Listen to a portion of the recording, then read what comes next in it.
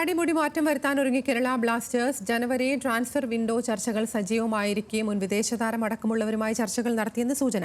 വെല്ലുവിളിയായി തുടരുന്ന പ്രതിരോധ നിര ശക്തമാക്കാൻ തന്നെയായിരിക്കും മാനേജ്മെന്റ് ശ്രമിക്കുക.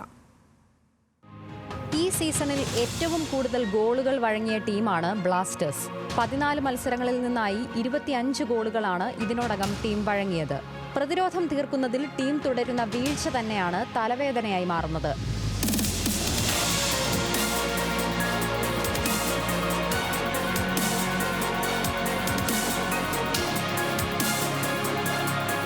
ISL-ൽ തന്നെ ഏറ്റവും അധികം ആരാധക പിന്തുണയുള്ള ടീമിനെതിരെ അതേ ആരാധകരുടെ ഭാഗത്തു നിന്നും വലിയ വിമർശനങ്ങളും പ്രതിഷേധങ്ങളുമാണ് ഉയരുന്നത്.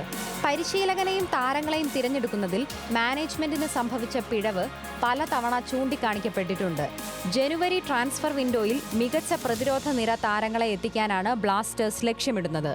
മുൻ പ്രതിരോധ നിര താരം മാർക്കോ ലെസ്കോവിച്ച്, പരിശീലക സ്ഥാനത്തേക്ക് സെർജിയോ ലെമോറ തുടങ്ങിയവരുമായി ചർച്ചകൾ നടത്തിയെന്നാണ് പുറത്തുവരുന്ന റിപ്പോർട്ടുകൾ. ബ്ലാസ്റ്റേഴ്സ് വിട്ട് ക്രൊയേഷ്യൻ ക്ലബ്ബായ സ്ലാവൻ ബെലിപ്പോവിൽ എത്തിയ ലെസ്കോയ്ക്ക് കാര്യമായ അവസരങ്ങൾ ലഭിച്ചിരുന്നില്ല. ഇതാണ് തിരികെ വരുന്നതിനെക്കുറിച്ച് താരത്തെ ചിന്തിപ്പിക്കുന്നത്. അടുത്തിടെയെങ്ങും വലത് വിംഗ് ബാക്ക് പൊസിഷനിൽ കളിക്കുന്ന താരങ്ങളെ ബ്ലാസ്റ്റേഴ്സ് ടീമിൽ എത്തിച്ചിരുന്നില്ല. ഗോൾ കീപ്പർ സ്ഥാനത്തേക്കും പരിചയസമ്പത്തുള്ള ഒരു താരത്തെ കൊണ്ടുവരുന്നത് ബ്ലാസ്റ്റേഴ്സ് ഇത്തവണ പരിഗണിക്കും. ഡിഫൻസീവ് മിഡ്ഫീൽഡറായി കളിക്കുന്ന നിഖിൽ പ്രഭുവിനെ പഞ്ചാബിൽ നിന്നും എത്തിക്കാനും ബ്ലാസ്റ്റേഴ്സ് ശ്രമിക്കും. ചെന്നൈ FC-യിലെ ജിതേശ്വർ സിംഗിനെയും ടീമിലെത്തിക്കാൻ ശ്രമം നടക്കുന്നുണ്ട്.